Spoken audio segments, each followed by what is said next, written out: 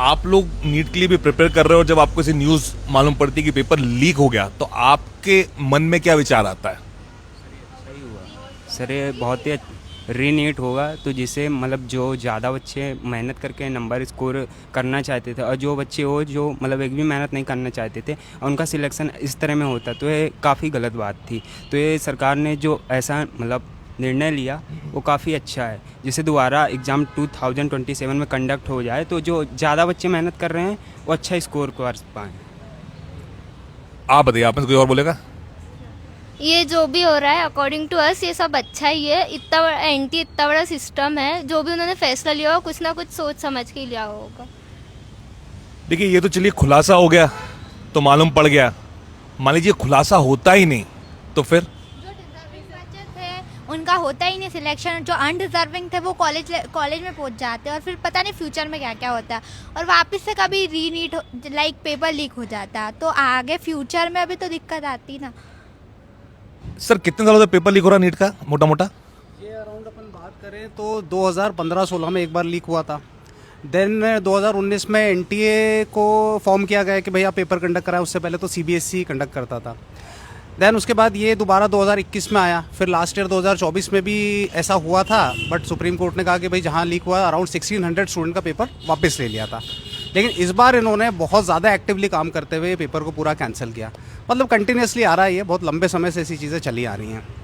आपको सर क्या लगता है, ये बच्चे जो साल भर 2-2, 3-3, 4-4 साल तैयारी कर रहे हैं, अपना जी जान सब झोंक दे रहे हैं, ना दिन दिख रहे हैं ना रात दिख रहे हैं।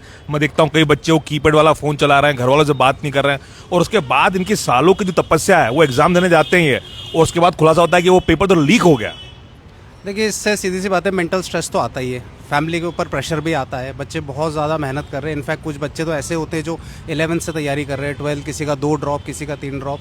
तो एटलीस्ट मतलब एक ऐसा सिस्टम तो हो कम से कम कि ये जो लीकिंग हो रहा है ये तो कम से कम रोका जा सके। एक कोई स्टैंडर्ड ऑपरेशन हो, प्रिंटिंग से लेके पेपर सेटिंग से लेके डिस्ट्रीब्यूशन से लेके, कम से कम एक ऐसा सिस्टम हो जाए कि कम से कम ये चीज़ तो रुक जाए। जेई की बात करें तो जेई में ये चीज़ें नहीं सुनने को आती है, बिकॉज वो ऑनलाइन सिस्टम को फॉलो कर रहे हैं। नीट में मुझे लगता है कि इनको ये सारी चीज़ों को फॉलो करना चाहिए इन फ्यूचर।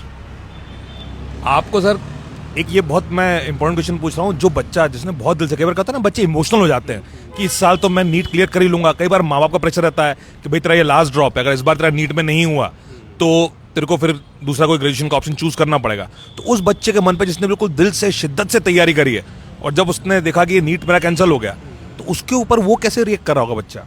देखिए, अब इसमें ना 2 पार्ट निकल कर आता है। एक्चुअली जिस बच्चे ने बहुत ज़्यादा मेहनत करी है और उसको लग रहा था कि हाँ मेरा सिलेक्शन 100% है, मेहनती बच्चा है, तो उसके लिए थोड़ा सा एक निराशा वाली बात सामने आ जाती है कि और मुझे दोबारा पेपर देना, और एक वो डिलेमा में फंस जाता है, कन्फ्यूजन में कि मैं करूँ क्या। अब ऐसा नहीं हो कि मैं दोबारा अटेम्प्ट दूँ तो पेपर मेरा बिगड़ जाए। लेकिन जिस बच्चे को थोड़ा सा डाउटफुल था, जो बाउंड्री पे था, उसके लिए एक दोबारा सेकंड अटेम्प्ट का मौका इस केस में मिल जाता है।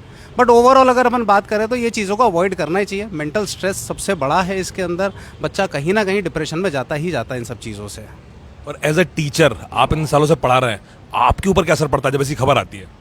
अब ऐसा समझ लीजिए कि टीचर को रिप्रेजेंट तो उसका बच्चा कर रहा है या बच्चे को रिप्रेजेंट उसका टीचर कर रहा है। जिस मेंटल कंडीशन में वो रहता है, कहीं ना कहीं असर हमारे ऊपर भी पड़ता है। हमें भी उसका हाथ पकड़ के उसको कहीं ना कहीं उन सब सिचुएशन से बाहर निकालना पड़ता है। आज ही की बात करें तो हमने हमारे बच्चों को फटाफट सबको मैसेज करे, कोई बाहर था उनको दोबारा बुलवा रहे हैं। मतलब ऐसा समझ ली कि जो बच्चा अब से 1 महीने पहले जहाँ खड़ा हुआ था वो दोबारा वहीं पहुँच गया है। अब वो फिर दोबारा उसके ऊपर एक क्वेश्चन मार्क है कि अब आगे क्या। हालांकि एनटीए ने बहुत सारी चीज़ों को क्लियर कर दिया है कि भाई इस बार जो दोबारा फॉर्म नहीं भरना है, आपके सेंटर में कोई चेंज नहीं आएगा। इनफैक्ट आपसे जो फॉर्म की फ़ीस ली गई थी वो भी आपको दोबारा रिटर्न कर दी जाएगी। अब बस उनकी अगली गाइडलाइन का वेट कर रहा है बच्चा, जब तक तैयारी करे। मैं तो यही कहूँगा। Thank you so much sir, और आप लोगों को ऑल द बेस्ट। तैयारी करिए अच्छे से।